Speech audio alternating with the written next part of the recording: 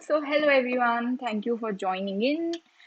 So I'm gonna keep this session very crisp, crunchy, and just something that's gonna help you all in seeing things in a different manner. Everyday things that we see, we do multiple weddings, we go for multiple shoots, and how can we see a thing differently each time? So the goal of this session is that all of us start appreciating art. uh, we develop an eye to see things differently, and how we can I keep getting this question asked again and again. How do we achieve a signature style?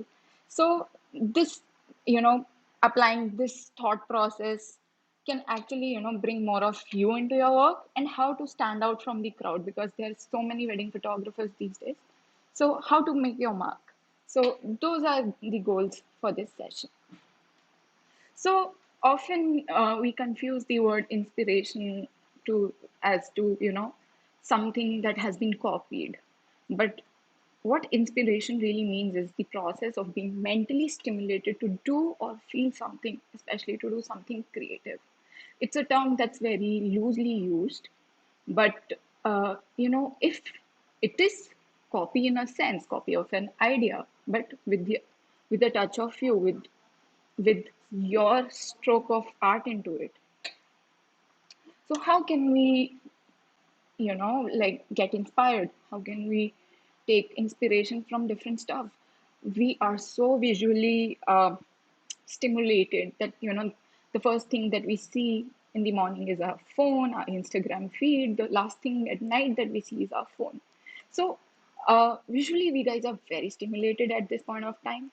So how, while you're scrolling, while you're doing day-to-day things, how you can apply all of those things into your work? How can you see fashion? How can you see Netflix series in a different way? How can you see brands that are going in and doing different kind of stuff for their promotions? How can you see books, nature, sunrise? So we're gonna do all of that today. The whole idea is that it shall give you to create a kick.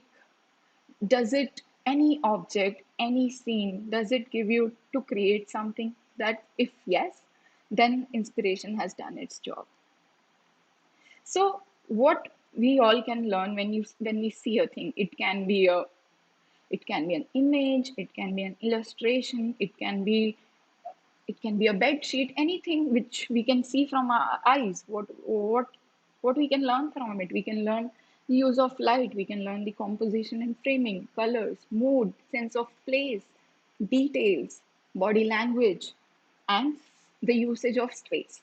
So the next part that I'm gonna do is primarily, showing you what was the inspiration behind the shot, and how I made it of my own. What were the things that I kept exactly same as my inspiration, and how I put a touch of me into it.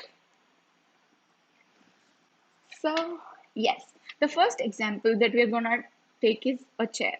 When you think that how can a chair be inspiring? So I'm gonna show you that. There's so many ways a chair can be used to make a shot. Just look at this wonderful work done by an artist. It's random five chairs kept against a white background, and these are the objects that we see on daily basis. But have we ever seen them in this light? No. Just look at this image where it's a group picture where so many chairs have been used in such a different way. Again, two chairs, two people. Over here, there are three chairs, three people, and just look at the way they are holding the whole shot together, the way they are holding each other. There's so much to learn. So basically, it's more like the symmetry, that we can see how they are placing the chairs, what is the number of people in a shot, what is the number of chairs in a shot, how can you use them. You can keep one chair multiple people, you can keep multiple chairs one people. There's so many permutation and combinations. The whole idea is that you get a kick to create something from a chair. Now just look at it, so beautifully done. There's just, and These are such mundane looking chairs. They're not even something pretty or out of the box. And still, every artist over here has done something out of a chair. And this is my version of it. I saw a beautiful chair at a wedding. I picked it up and made a bridal portrait out of it.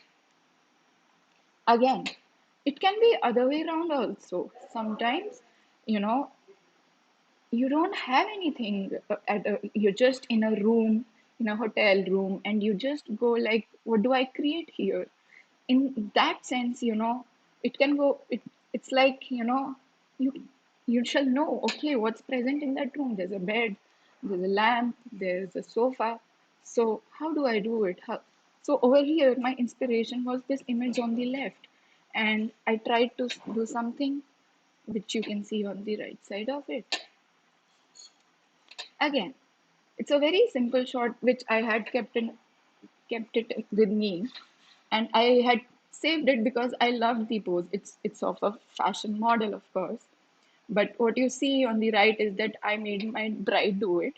Obviously, the finish that the model has, it's not on the same level that the bride does because she's not a professional at posing. But what good it does is that you know it just gives me kick to create something. I know maybe she finds it very odd, and she doesn't even use this image anywhere at all. But it just this is something that keeps me going, and like maybe I just use the exact same pose, but in a different scene and a setting over here. So this image was inspired by an artist called Dash Pierce Art. That's her Instagram handle, and she does a lot of conceptual fine art photo shoots with the use of paper and origami primarily. So I was really kicked, and I thought, this is how I can, create something like that. So if you see any of the artists or anything, you shall always see, what is it that you're doing and how can you apply it to your own work. Now, on the left, it's a fashion portrait again by a fashion photographer. And basically, there was, like you can see the reflection of the other person in the glass. Now, what was my version of it?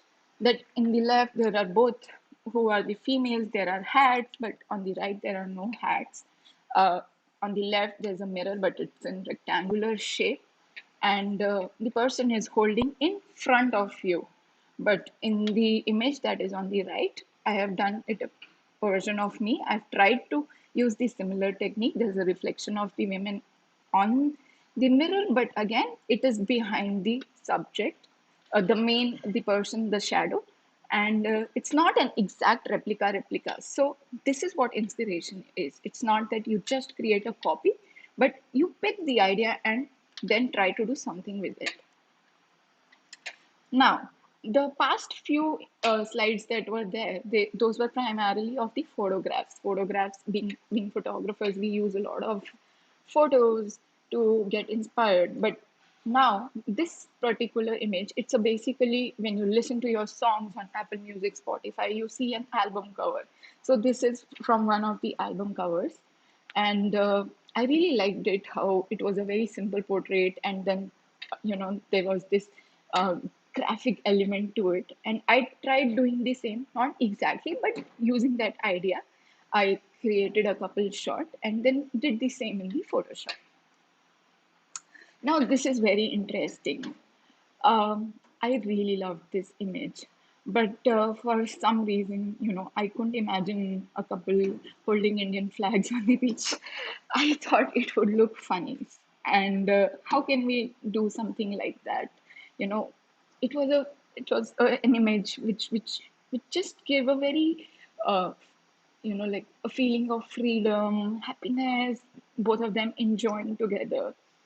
So how can I use this exact similar image and make it my own? So we made a flag out of these things. We just thought, we'll combine couple of colorful ribbons together, and it would be easy to procure also. And then we just made it just 15 minutes before the shoot, tried doing, making it flowy. Is it gonna work or not? And then there it was. And it just looked surreal to me at that moment. Now, again, the image on the left that you see, it's again a fashion portrait, and the if you see there, the main element in this image is a bench, to create the height difference in the two subjects that are there. So I had saved this in my phone, and you can do that too, using uh, Pinterest boards. You can use Collect app. The whole idea is to organize your inspiration so that whenever you spot something like that, you can instantly know what to do. How can you do something different here? So the moment we went to this shoot in Delhi Ridge, the image that you see on the right, and I spotted a bench, and instantly I knew, this is what we are gonna do here.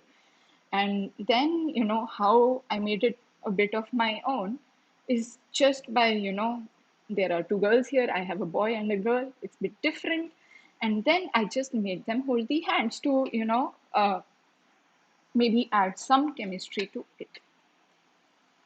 Now, this is an image that I had spotted in Nicobar's store.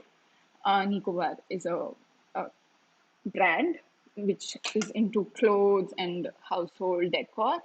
So I really like the whole dark feel to it, and a very interesting and a very different color palette. And I tried using that exact same color palette over here. Obviously, not, like we don't have that strong production as for a fashion shoot or a commercial shoot, but again, like we just wanted what kind of a look we wanted. We wanted to use more of blues and greens, and that is how you take an inspiration in the form of a color palette.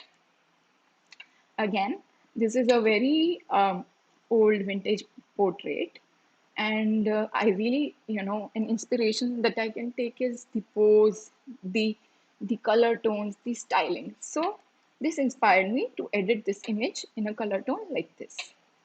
So you can take inspiration in terms of shooting an image. You can take inspiration in terms of editing an image. It can be anything. So, like I had mentioned, like this was an image in my archive, and it was so interesting that, the peacock feathers I could see. So, uh, we did this portrait in a house where the bride was supposed to get married. And I wasn't carrying any peacock feathers along with me, but I just spotted those, kept in a vase in a corner, and instantly I knew that, this is something that I want to create. I want to use these. So when you start archiving stuff and, organizing your inspirations, whenever you see something that you have seen previously, it will always give you a kick to create something different. Again, this is a Madhubani painting, and you can see how I used that painting. Of course, it's not the same painting. I couldn't find that same painting for the PPT. But this is what inspired me to create this shot. I was so kicked by the whole colorfulness of this painting that I just wanted to incorporate it in the image. Now, this image I had seen on Instagram, and I just loved it, how the person is sitting, and there are four hands. So when it comes to, like wedding fine art portraits, um, you have very less time. You're mostly traveling, so you can't carry a lot of stuff along with you. So the whole idea is, like I always try to look for things which are easy to carry, or things that are available at every wedding. And how can I, kind of make that shot of my own, or give some some of how can I apply this same thing to a wedding. So in this particular shot, there are two hands, they are holding some stuff, there's a person in between. So four hands, a person holding some stuff, this is something that we can get easily at a wedding. So this is my version of it. And the bride didn't have any time with her. I think she gave us less than 5 minutes for the portrait session. But when, I was like, okay, just one shot, and it won't take much time. And there you go. Now, this was again from a music album cover, and I liked the whole, look of it, the whole graphic design of it. So I just saved it, and I tried doing this. Now, it's not always that, you'll get always something really good, but depending upon how, and over the time period, it'll just keep getting refined and refined, and you'll start producing magical work after a point of time. So when we started, this has been taken from Still Like an Artist. So there's this very interesting differentiation that they had given between good theft versus bad theft. So a good theft or inspiration is where, you're honoring the person, that, you're actually appreciating what he or she has done. And a degrading in the sense, that you're not creating something nice out of it, but a very bad version of it. Whenever you look, sorry guys, I have a dog and I don't know what made him bark. Fudge! Shh. Okay, sorry. So, whenever you get, can you give me quick one sec?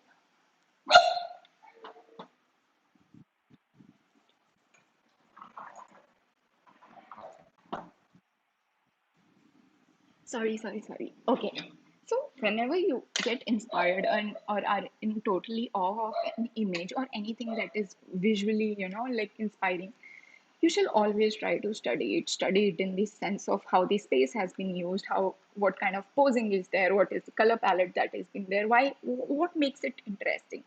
So study that image, and that is how. And instead of, like stealing it just from one person, copying a person who inspires you, just keep copying that same stuff, it's not gonna help you a lot.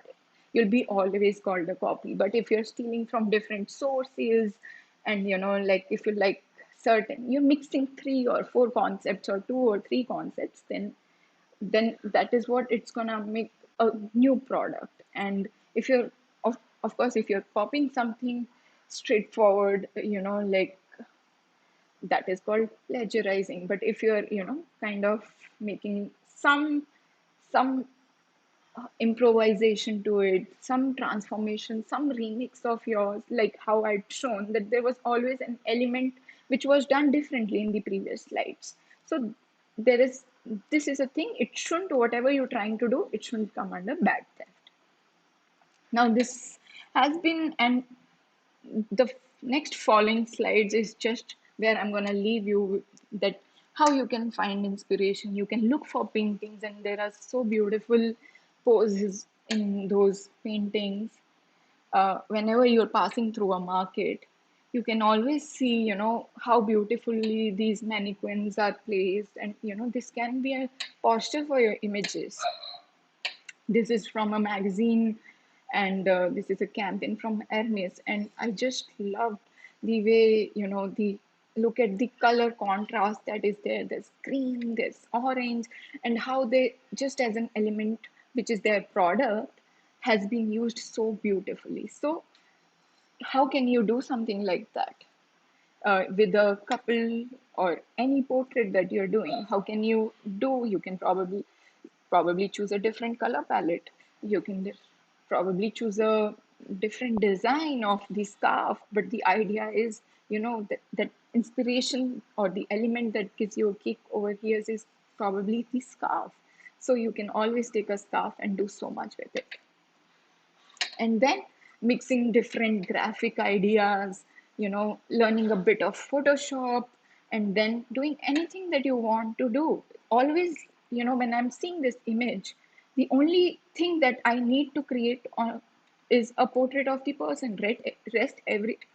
Rest, or maybe the shots of the birds. Rest, everything, is so simple out here. There's two pink circles, which are no rocket science to make it in Photoshop or any other app.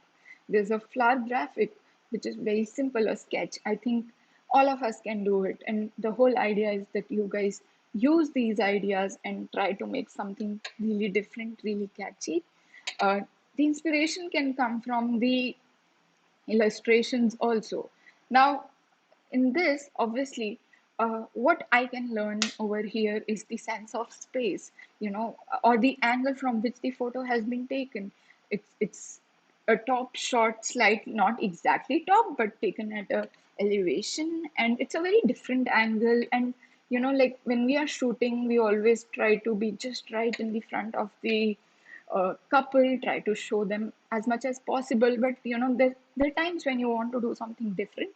So in those scenarios, such simple illustrations which have no connection to the wedding, or photography, can actually, give you such a refreshing idea or try something different.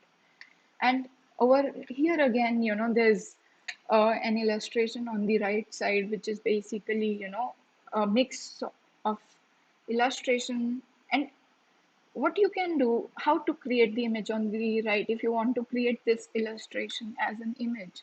So you need a couple which you have with you, you need a beach or a river, and after that, it's just the space, how you're using the space in your composition.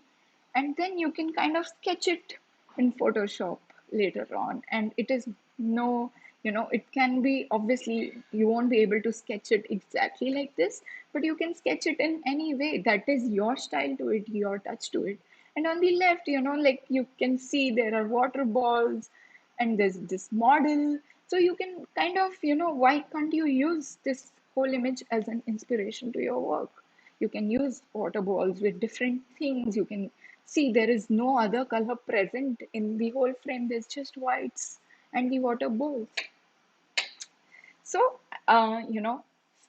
this is a very interesting quote that I had found, that start copying what you love. You love an artist's work, copy it, copy it, copy it.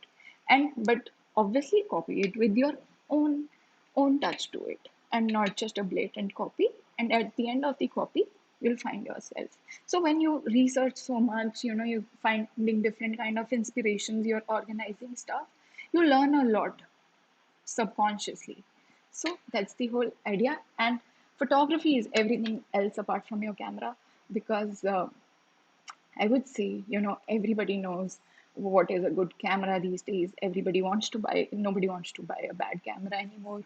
Everybody can afford, the cameras have become affordable. And so lenses, your 1.4 or 1.2 is not gonna take you anywhere.